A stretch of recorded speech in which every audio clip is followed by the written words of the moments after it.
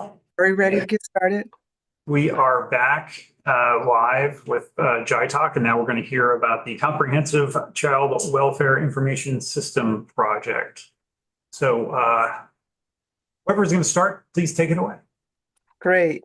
Good morning again, everyone. I'm Erica Radke, Deputy Commissioner for the Family Services Division at DCF.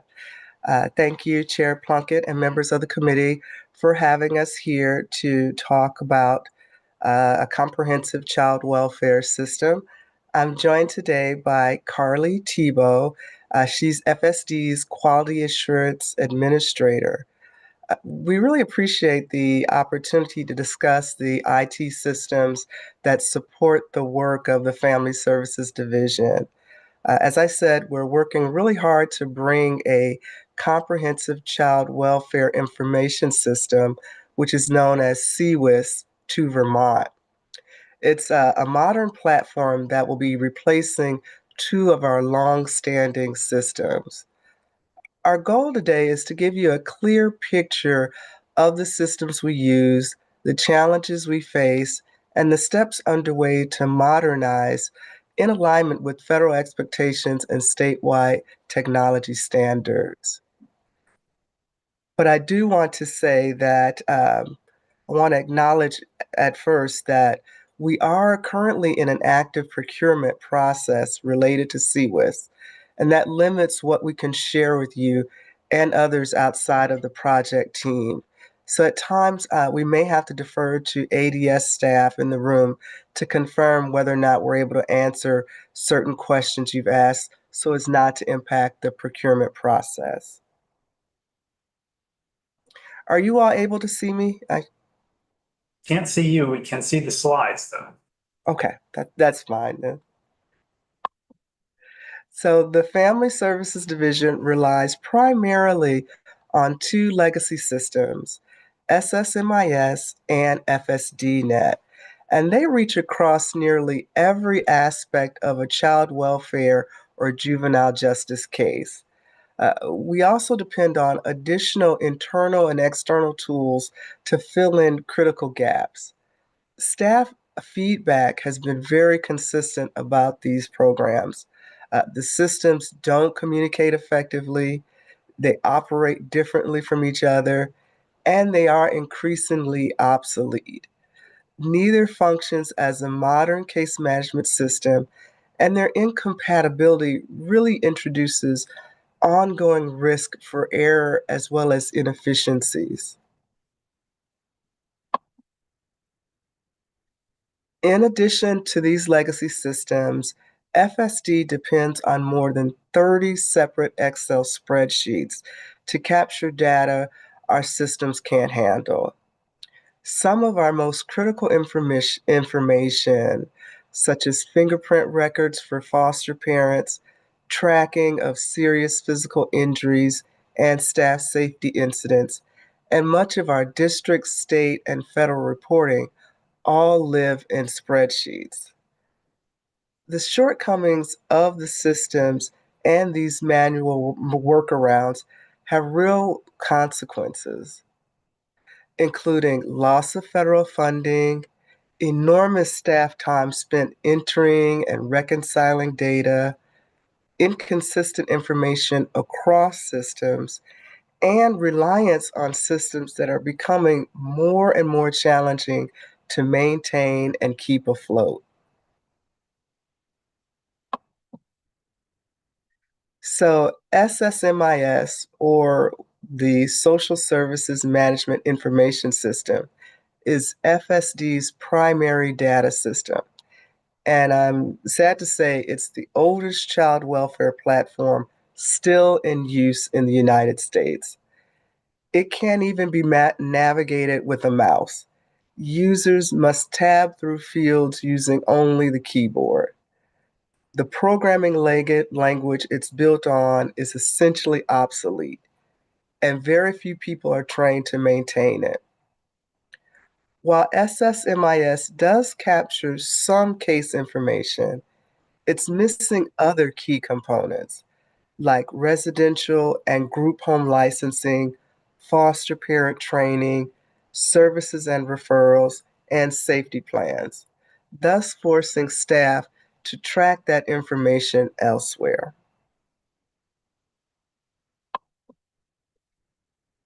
FSDNet serves as our intake and case note system.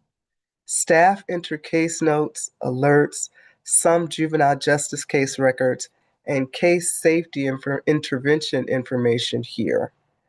However, FSDNet connects to SSMIS in only limited ways, meaning the two systems can't share data seamlessly. As a result, FSD still relies on paper files to manage and document casework, which is truly an enormous inefficiency in 2025. These legacy systems have real financial consequences. DCF and the Office of the Child, Youth, and Family Advocate have both tried to calculate the total impact, but the data simply isn't captured in a way that allows for a full financial analysis.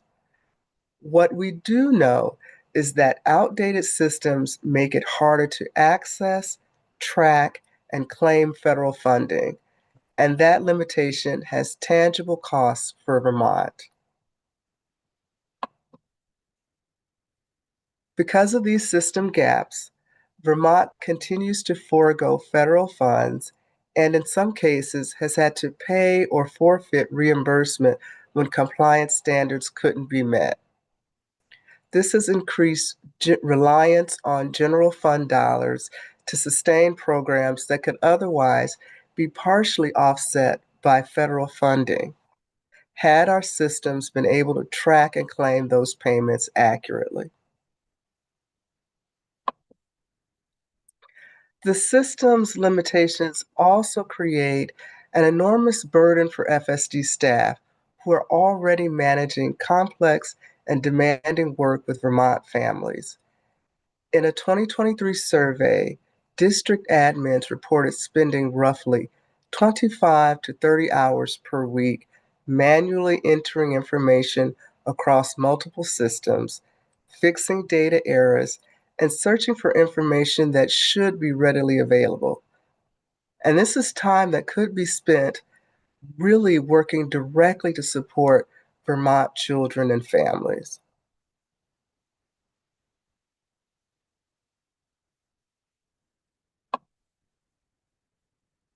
For frontline staff, very few processes are automated. Daily work depends on paper, people, and perfection, creating duplication, missed information, and constant manual workarounds. Beyond inefficiency, this erodes morale and retention, compounding the workforce challenges already facing Vermont's human services system.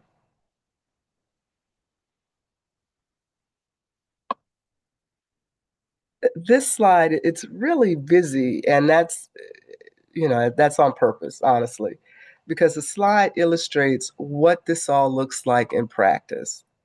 Managing a single case plan can mean handwriting notes, printing and scanning forms, and entering the same information into multiple systems, or creating personal little spreadsheets to stay organized. These inefficiencies underscore why modernization is not just an IT upgrade, it's essentially an operational stability and accountability thing that we need to do for FSD.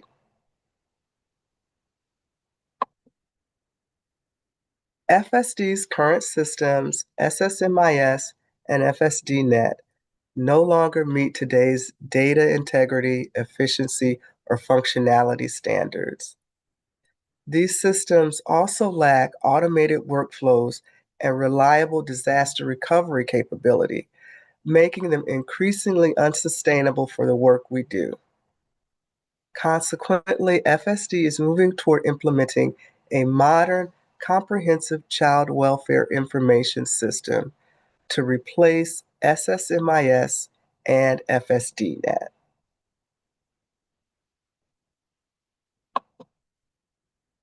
So why CWIS? A modern case management system is vital to FSD's mission. Our move toward a comprehensive child welfare information system is driven by three priorities: meeting current technology standards, achieving seamless integration with other systems, and ensuring accurate, reliable data. A better system means better outcomes for children, youth, and families. It reduces administrative time, allowing family services workers to spend more time engaging with families, where the real work and impact happens. Stronger systems will also help us retain skilled staff by making the work more efficient and sustainable.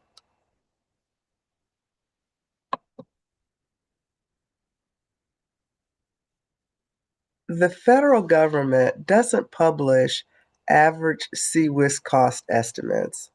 In 2023, Vermont decided to contact other states for reference and found that implementation costs ranged from 29 million to 120 million, depending upon the scope and functionality.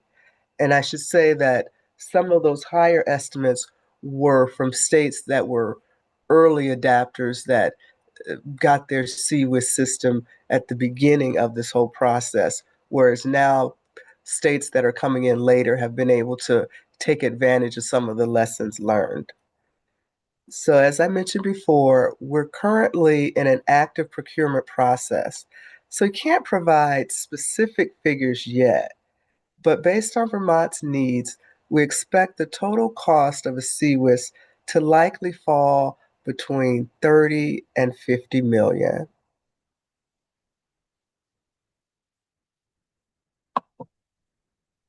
Over the past several years, DCF has allocated 7.8 billion toward this work through carry forward funds and appropriations. The federal government currently provides a 50% match for eligible CWIS activities, meaning every state dollar invested is matched by Administration for Children and Families. That federal partnership has been the cornerstone of modernization across the country. However, it's not guaranteed indefinitely. So, maintaining steady progress positions Vermont to take full advantage of this cost sharing opportunity while it still remains available. Behind the scenes, the CWIS project team is steadily advancing this work. An RFP was issued in March, and we received a number of bids. We anticipate selecting a vendor later this year and beginning contract negotiations in early 2026. Once contracting is finalized, we'll have a clearer sense of implementation timeline and milestones ahead in order to keep Vermont on track for this system's modernization. And I should point out too that we've been really keen on keeping the process moving forward in terms of making sure we are eliciting feedback from shareholders and those are interested in this process, not just waiting until the end, but before, during, and after our whole uh, RFP process, because we do understand the importance of having that impact and that input, because we want a system that's really useful and efficient for everybody that's tied to this process. So, although FSD is the primary user of FSDNet, I do want to point out that many divisions and departments rely on it as well. For example, FSDNet shares critical information with the Child Development Division to support protective services agreements, which help fund child care for youth involved with FSD. So, transitioning to CWIS will strengthen these statewide connections, improving efficiency and accuracy across programs.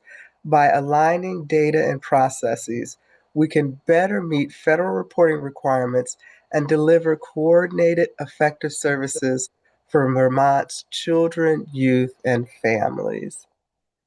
So that's the end of the presentation itself, and I'd be happy to answer any questions you all might have.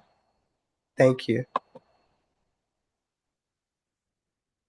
Do we have any questions from anyone on the committee?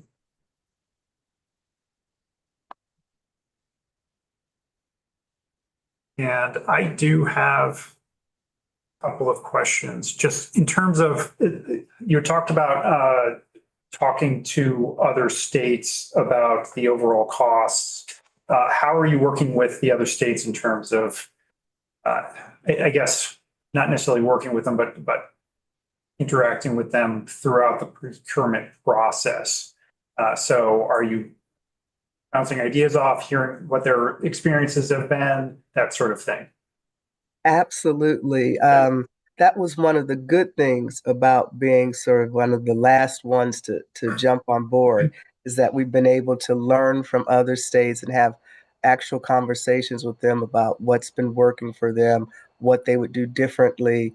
And we've had some facilitated conversations through the feds with other states.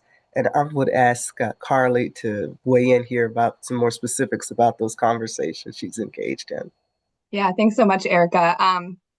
In addition to what Erica has said, Vermont is also part of a collaborative where states who are part of that can share their code. And so we have access to code for several different states in the same way that we would be looking to share ours. And what that does is, one, can reduce timelines, right, of design and implementation. So we're not necessarily starting from scratch. It also really gives us access to different lessons learned in the process. So that's one way we're doing it. We are also, many of us on the core team are part of a peer collaborative, and that is facilitated by the Administration for Children and Families. It's voluntary. Any state or jurisdiction who is in any part of the CWIS process can join. They'll hold some regular meetings, and that's also where we can reach out, and that's what we did in 2023, to our peers to say, hey, Vermont is looking for cost estimates, as we enter into, this process more intensely. So those are some different opportunities. And we are also able to just reach out to folks, kind of via email. I think we have a lot of connections with many states, kind of across our team. And I think anyone who is participating in CWIS work is really open to just bouncing ideas off. And again, really trying to avoid recreating wheels and getting folks up and running as soon as possible. Great. And Rep. James, your yellow hand is blending in with your yellow wall. But go ahead, Rep. James. A design challenge.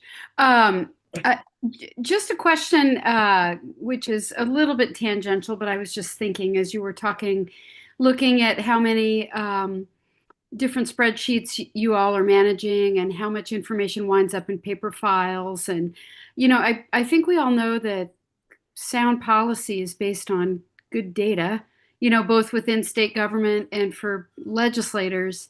How do you guys pull reports?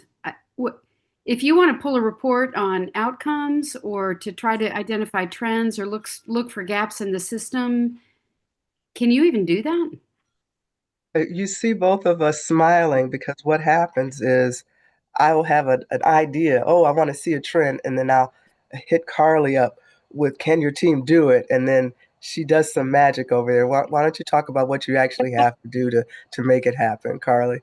Yeah, I would say we can pull some reports, some really specific ones that have been designed kind of over the years to meet specific needs.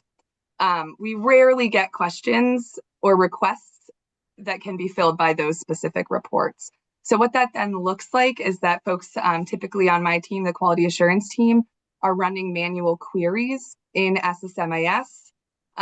We are then printing or sending data or printing it to ourselves, and then we are manually adjusting it to meet the request as best we can. And so there's a lot of manual manipulation that happens, hundreds of hours monthly that we're spending trying to meet requests, whether they're state, federal, media, information requests. I think I quoted one a few months ago at roughly 200 hours because it was going to require a fully manual lookup across both FSDNet and SSMIS for someone on my team for just to get at outcomes. And I think outcomes are a really, really difficult thing for FSD to be able to report on.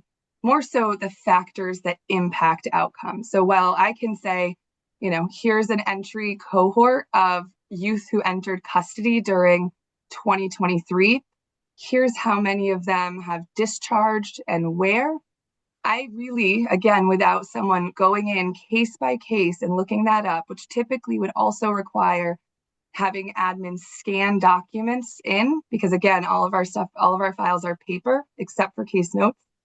They would really need to then go and do a thorough look to see, is being placed with a kinship provider resulting in an increased likelihood of timely achievement of permanency, right? Those are the things that I think we get asked about. What is impacting the children, youth, and families? And those are sometimes the hardest things for us to be able to speak to because of the limitations of the system or capacity, right? The system may have the data, just not in a way that allows us to run a report and kind of send it off within a half hour. It is generally days.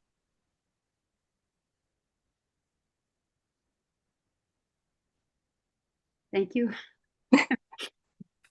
No, I appreciate the question because I think, at times I feel like, gosh, do people believe me when I'm saying like, I'm so sorry, but this is going to be a 200 or 300-hour request, and I'm going to need, our deputy commissioner to identify what other projects the quality assurance team can put down to pick this up, right? It's a constant dance of prioritization, with meeting federal requirements being the highest, and that is a large part of what our team does. State requirements being right there as well. Anything funding driven, absolutely. But it really does take kind of that manual power to make most of our work happen. And that's true for almost all of our federal requirements as well, our federal reporting. We may have, we work very close with ADS, and they've created, some data pools that generate. And then again, there's still like manual cleanup that's happening every single federal submission, and we have multiple a year. Do you know, I assume you know those deadlines ahead of time so that you can try to plan out your staff time to. Yes, and that can work sometimes, though not always. A lot of the federal deadlines have specific timeframes that you can pull the data, right? We cannot pull it until the end of October for one of ours, and it is due mid-November. And so, the person who is responsible for that report knows to hold some time there, because there's almost always, some back and forth with ADS to fix stuff, reaching out to district offices to enter information that we can see is missing, rerunning the report so that it is most up to date, and then again, finally submitting, at that deadline. So I think there are a lot of opportunities where we can build that time in, and we do, because it almost always requires that additional time. Thank you. Sort of bouncing off of that, is the data from the current system going to be mapped? Is it even possible to be mapped into the new system? And is that going to be built into the contract? Is that part of what the process is that you're looking at?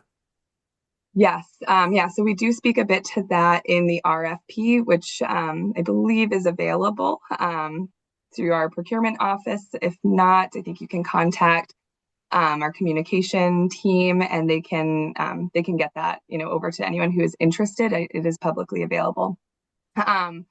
But yes, that is a big thing that we are looking at, and really, actually, we've been talking about it for a chunk of this year, more internally within FSD, around what data we want to pull over. So we have, several decades worth of data in this system, not all of which maybe needs to come with us in the form it is currently in, right? There may be opportunities to de-identify data that is very, very old, but still retain information in it so that we can look back and see trends. But right now, FSD does not have a retention policy, or I should say we don't have our own. We follow the DCF policy at this time. And so I think that is, both of those things are happening simultaneously. How do we identify what should be moved over without, again, losing the history that really does inform some of our context? I think there are, the hope would be that the data migration work is happening with the vendor that we select, and that is, outlined within the RFP. And just trying to look at the timeline. You're hoping to select the vendor by the end of this year, begin contract negotiations in 2026. So the contract negotiations, well, who's going to be writing the contract? Is that you guys, ADS? This is coming from the vendor to you? I think a mix of all of those. I don't know if Andrea has any other kind of thoughts on that. But we really, the core team, the CWIS core team includes folks from FSD, from ADS, as well as the business office. And so we are always sort of presenting as a joint front in that way.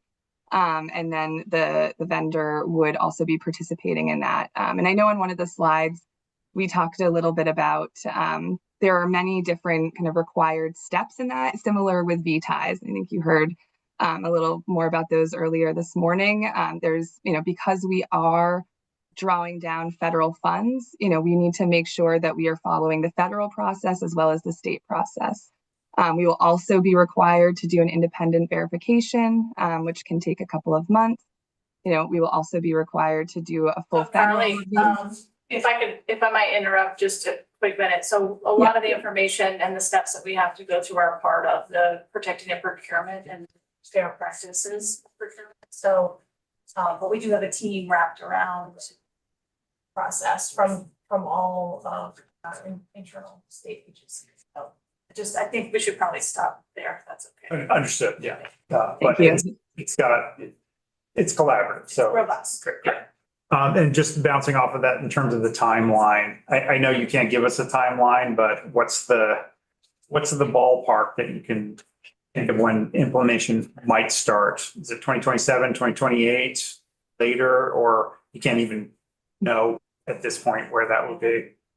Yeah, I really hesitate because I think it could be any of those, right? I think we hope it would be as soon as possible. And I think what we can say is there's a lot of work happening now so that once contract is executed, we can really dive in. So much of what the core team is doing every single day is really kind of building up requirements so that we are ready to roll the minute we actually can. And so we hope that that really does kind of expedite some of the implementation timeline. Great, thank you. Anyone from the committee, any other questions? Any other feedback from any folks in the room? Okay, so I'm gonna thank you both very much for presenting us with this update. If we have any further questions, we'll reach out. And with that, we can go offline.